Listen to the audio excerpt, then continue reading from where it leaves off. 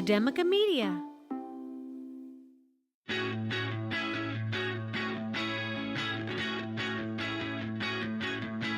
From Academica Media Studios in Miami, Florida, it's Big Ideas in Education, a weekly recap of inspiration and innovation in your schools.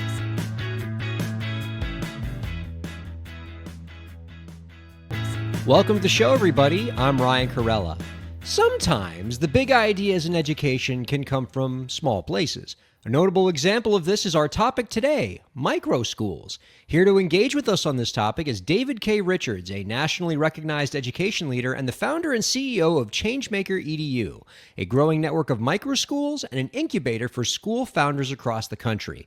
Our guest is also the host of the Changemaker EDU podcast. Always love it when a fellow podcaster stops by.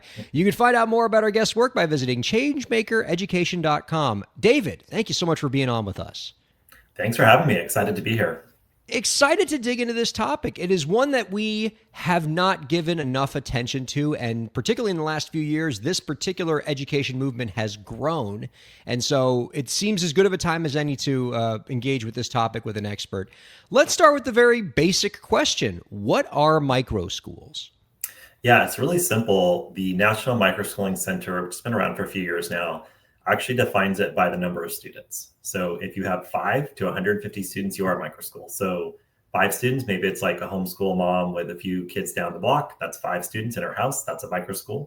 Or a kind of small school building with 150 students would also be considered a microschool. So it can be funded in any way. It could be private, public charter, whatever, district partnership, but it is the size that defines it as a microschool.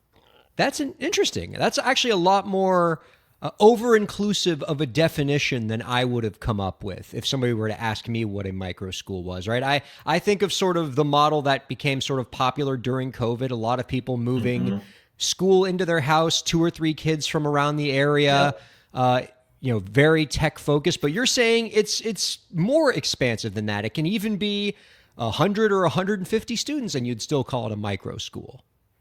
Yeah, absolutely. And actually, some people are starting to define it as like up to 200 students, which is really a small school at the end of the day, right? It certainly is. Although I would imagine the needs of a 200-person school are very different from just a 5-person setup in somebody's house. Are there some dangers in that having too encompassing of a definition can sort of like make it just too expansive and there's not a lot of commonalities between these kinds of schools? Or do you see some common threads even between the 5-person school and the 200-person school? Yeah, so again, really excited to share the information from the National Microschool. I'm not plugging them, just it's so helpful as you have a movement, right? Now you're kind of like, now we have somebody organizing us. And so they do this annual not research, but like a report. They survey a bunch of microschools founders, like a few hundred, right? And they are able to give us information. So what we see across the space is the majority of microschools use self-directed learning. Majority of microschools do some sort of experiential, like project-based learning. And majority of microschools have multi-age classes. So we're seeing this across the space, whether there's 5, if it's 5, you're going to have probably going to have multi-age, right? Because you got like different age kids. But even in a school as big as like 150 or 200, you're kind of seeing the multi-age. And what you're seeing there is maybe like a preschool through 12th grade in terms of ages, like a 1-year-old to a 17-year-old in terms of ages. And so now you're seeing, 150 kids seems like a lot, but if you're talking about the whole, preschool through 12th grade spectrum, you might only have like 5 or 10 kids in each quote unquote grade level, right? So those are the similarities we're seeing across the space. And I think a lot of that is the infrastructure of the micro school. You're getting a small school, so you're going to see more multi-age, right? Kind of the redux of the one-room schoolhouse. See more experiential learning because the kids are just, getting outside, they're doing things. It's not as traditional. So you're just kind of seeing a lot of this happening based on the size and the type of people that are launching these microschools. And it sounds like the school itself can look very different depending on what you're walking into. Maybe it is a physical building, much as a regular school would look. Yeah. Maybe it's at somebody's house. Maybe it's heavily remote and virtual in nature. There must be a lot of different delivery models that get encompassed.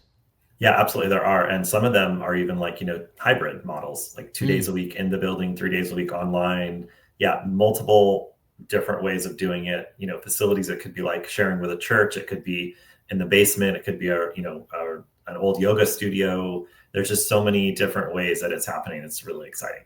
Now, I became aware of micro schools the way I imagine many people did around the time of the pandemic, right? Yeah. I think we saw this model become popular as people were looking at more flexible education models, more tech-focused education models, self-directed, student-centered models.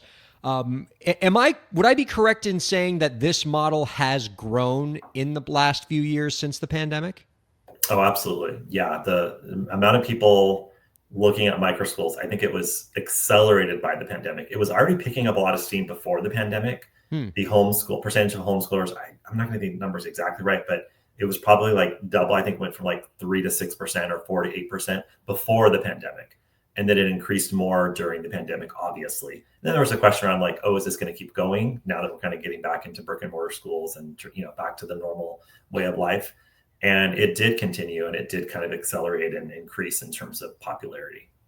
And I would say as this model has become more popular and people are learning more about it, there are probably still a lot of myths that people hold on to regarding this model because it is sort of a new model and maybe it inspires some fears or concerns in others because it is somewhat non-traditional. What would you say are some of the biggest myths about micro schools that you wish you could bust on this show today? Yeah, I think one of the myths is that, and this is partially true, but it's not totally true, is that they're all private schools. There's also, so that's not true. It's actually about 20% are publicly funded, like charters or district schools. Is that right? Wow. Yeah. And then out of the 80% that are private, I don't remember the exact number, but a large percent, let's say about half of them, are actually funded by vouchers or education savings accounts. So it's a private school that's actually where people are not paying a huge tuition. And microschools are typically pretty cheap in terms of their, like in the market of tuition. It's like maybe $8,000 a year versus like a $20,000 private school than like in a normal private school. So that's one myth. The other one is that they're either like far left or far right, meaning like it's either, a Christian microschool or it's an anti-vaxxer, right? So that's also not true. It's becoming much more mainstream and you're seeing a lot of just normal people. One of the reasons I got really interested in what the work I'm doing is because my friends were calling me all the time and just saying, I have a kindergartner, or my kid's about to start high school or middle school. And I can't do the traditional school anymore. It's just not going to work for them. So what do I do? So you're getting more and more people paying attention. And I will share with our organization, we put up a job announcement, for a founder of a microschool on our network. And we had 2,500 applicants in 12 weeks. Wow. And I was completely bombarded and overwhelmed with the amount of interest. So I think it's definitely gaining in popularity. Wow. Do you find that there are certain types of students or certain populations that are more likely to thrive in the micro school environment? Yeah, there's two populations that you'll see that are really starting to go into micro schools. Number one is the neurodivergent, right? Kids that don't fit into the traditional system. And even though our special education classes, teachers are doing their best, a lot of times it's not working for that population, right? So there's a lot of neurodivergent students attending microschools. And the other one, interestingly enough, is the African-American community. So there's a large percentage of parents, especially, that are tired of the school system and what's happening with their children in terms of results and racism and all the things that happen. So that's a pretty big, a large group that's growing pretty fast too. Those are welcome developments for sure. That's very interesting. Yeah. Do you, I imagine there are some folks out there who would say that a school environment that takes you out of sort of the traditional education pipeline could disadvantage some students, say in the college application process, or maybe they're not being regularly tested, so we're having trouble measuring outcomes. Are there any things that you're seeing in the micro school movement to try to address those concerns? Yeah, so there definitely is a movement of people trying to consider and create some sort of assessment systems that could be more, uniform across the space. Like, again, being led by the National Microschool, and kind of like, let's talk about if it's portfolios or if it's standardized testing, if it's a norm reference test, like what are we doing so that we can put out data? And I know that the center actually talks about how kids in microschools typically, advance in 1 year, like 1 to 2 years in terms of academic achievement, they advance more than a kid in traditional school. Because if you think about it, it's like more personalized, right? And so they're getting that. And that's Yeah, another myth that you like, get to oh, go at people, your own pace. yeah, you get to your own Yeah. pace, so you're going to do better. And, people will say like, oh, how do microschools do well academically when, it's just like a bunch of kids in a room? But shockingly, it's actually the opposite. You get a bunch of kids in a room, you get 8 of them and 1 adult, even maybe not a trained teacher, but especially with a trained teacher, you're going to see like really good achievement and things doing well in that respect. Wow, that's quite interesting. I mean, how about in the college application process? Are you Oh yeah, seeing the anything college there? application. Yeah, what we're seeing there, and I think this is kind of new, normal for. I was in the charter space for 20 years, and we had the same situation. I was in a charter high school, and our first graduating class was 2007, and we had to do tons of education for the universities they were applying to. We were a college prep charter school, so we wanted our kids to get into college, and we actually had 96% of our kids get accepted to a 4-year college. But what we had to do was like reach out to the university admissions and say like, hey, this is a charter school. You're not going to be able to use your normal formulas of like a 2 to 4,000 student high school. So similarly with the microschool space, that's going to happen. But what people are doing in the interim is they're using the homeschool. There's like a homeschool application you can do. So most universities will set aside homeschool applicants, and they typically love those applicants. So they're excited to get applicants from applications from homeschool families, because it's just a kind of unique applicant. So if you're like in a micro high school right now and you're like, oh, I'm worried that my kid's not going to get into college, there are many ways around that. Yeah, there are folks who have preceded you in this space that have come Exactly. up with some solves there. Yep. So it sounds like in addition to having these micro schools, your organization Changemaker also does serve as an incubation function. You're trying to help empower school leaders, presumably school leaders that are embracing this Yep. model. Can you talk about some of the work that your organization does in that regard to help school founders? Yeah, absolutely. So I got those phone calls from a lot of my friends actually that are educators and that have kids saying like, what should I do? And what are my choices? And so after doing consulting for several years, I realized that there was an opportunity to create a program where we were able to scale these micro schools in a really effective, excellent way. And so what we do is we have a cohort program that goes from fall to fall. It's like we just launched last night. Actually, it was super exciting. So the first cohort session was last night, and now we're going to spend about a year with them, and they'll be launching Microschools in the fall of 2026. So we take you from every single detail from idea to launch. And all we ask is that you share our belief that we are working to reimagine the paradigm and shift the paradigm of education. So we want you to believe that kids are at the center. We want you to believe that kids should be doing things and not just sitting around. We want you to believe that we're not building the factory model of education, and that there's a focus on social emotional learning and the heart. If you agree to that, we will work with you, and then you get to come in with your own vision. Like, I want to do a nature-based school in Denver. I want to do a farm-based school in Indiana. I want to do fill in the blank. I'm saying these were in our cohort last night. So these are the ones that are opening in about a year. Well, and for the prospective school leaders that are interested in a program like this, talk to us a little bit about like what the entry requirements, the admissions requirements are. Do these have to be people who do not have a school yet? If you're in the early stages of a school, can you join in? What sort of credentials are you looking for?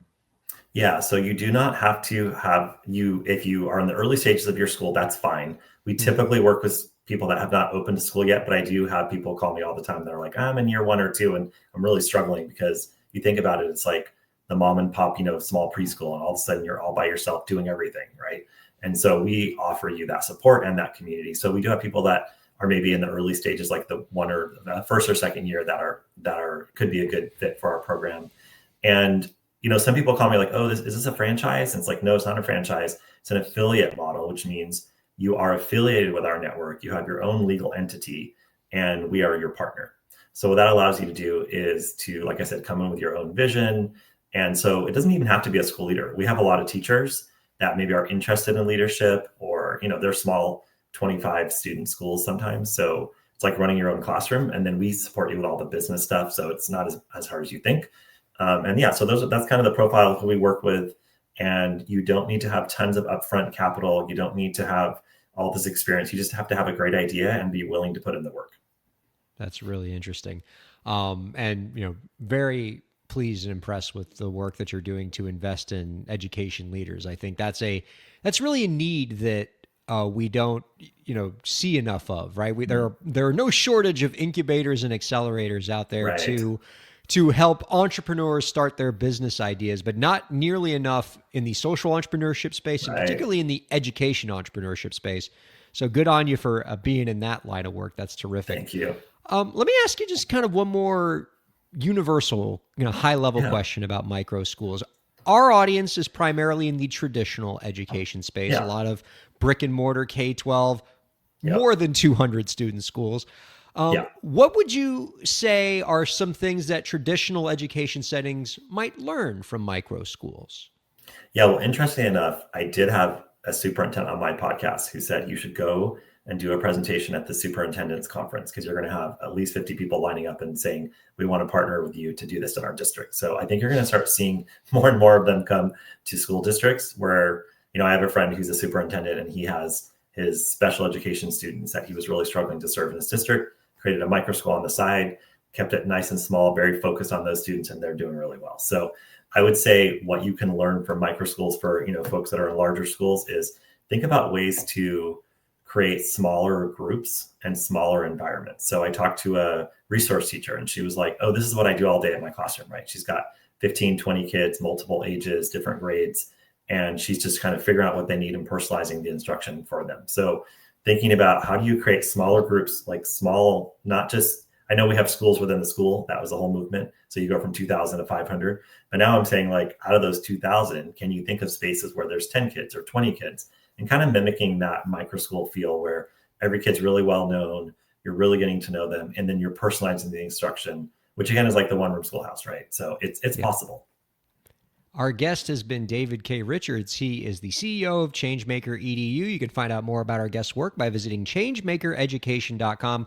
We got one last question for you, David, before we let you go, and we're sad to do so because this has been a pretty fun chat. But our final question, if with the snap of your fingers you could make any change to the education system, what change would it be? Well, you're not going to be surprised by my answer. My answer would be switch the operating system. So for years, as I've been innovating in education, I'll see these amazing things happening in classrooms, like, oh, we're doing, project-based learning, or we have service-based, like all these great things academically, yet we're still operating this traditional management system where the teachers are at the bottom. There's a school board, a superintendent, there's 48 people between the teacher and the actual, decision makers. And the people that know the most about the kids are actually the parents and the teachers, and they have the least amount of power. So I would say switch the operating system like microschools, where you're putting the teachers in charge, and the people that actually spend the most time with kids are able to make decisions quickly and change things on the fly and do what's best for kids and not go through all the bureaucracy. Thank you very much, David, for a perspective that we don't hear a lot on this program. You've given us a lot to think about and really enlightening stuff. Thank you so much for being on the show. Don't be a stranger. We'd love to have you on again real soon. Thank you for having me. And thank you all for checking out Big Ideas in Education.